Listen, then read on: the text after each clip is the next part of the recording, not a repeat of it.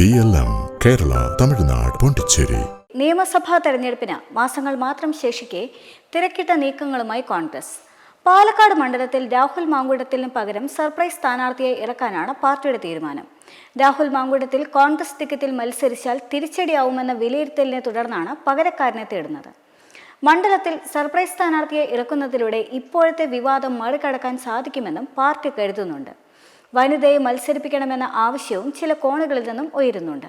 നിലവിലെ സാഹചര്യത്തിൽ രാഹുൽ മാങ്കൂട്ടത്തിൽ പാർട്ടിക്ക് പുറത്തായതിനാൽ തന്നെ പൊതുസ്വീകാര്യനായ സ്ഥാനാർത്ഥിയെ ഇറക്കാൻ കഴിഞ്ഞാൽ ജയം ഉറപ്പാണെന്ന് പാർട്ടി കേന്ദ്രങ്ങൾ ഉറച്ചു വിശ്വസിക്കുന്നുണ്ട്. തീരുമാനം അധികം വൈകില്ല എന്നാണ് വിവരം. അടുത്ത മാസം അവസാനത്തോടെ സ്ഥാനാർത്ഥിയെ അന്തിമമായി തീരുമാനിച്ച് മണ്ഡലത്തിൽ അവതരിപ്പിക്കുക എന്നതാണ് കോൺഗ്രസ് ലക്ഷ്യമിടുന്നത്. നേരത്തെ ഷാഫി പറമ്പിൽ ശക്തി കാട്ടിയ മണ്ഡലത്തിൽ BJPക്ക് ശക്തമായ മുന്നേറ്റം ഉണ്ടാക്കാൻ സാധിച്ചിട്ടുണ്ട്. ശ്രീധരൻ മത്സരിച്ചപ്പോൾ BJP ജയത്തിന്റെ വക്കിലെത്തുകയും ചെയ്തിരുന്നു. എന്നാൽ ഷാഫി പറമ്പിൽ മണ്ഡലത്തിൽ അവസാന നിമിഷം കുതിപ്പ് കാട്ടിയതോടെ BJPയെ തറപറ്റിക്കുകയായിരുന്നു.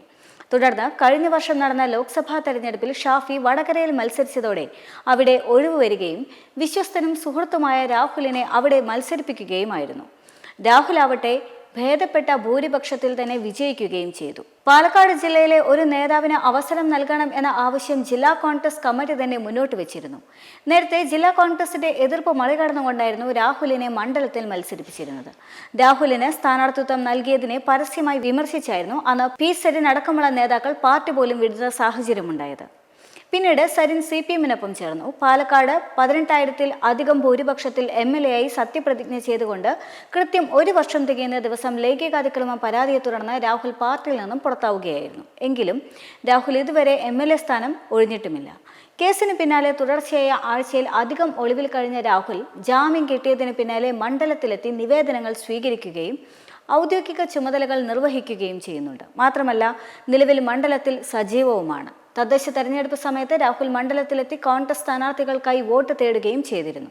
എന്റെയും BLM-ന്റെയും ക്രിസ്മസ് പുതുവർഷ ആശംസകൾ.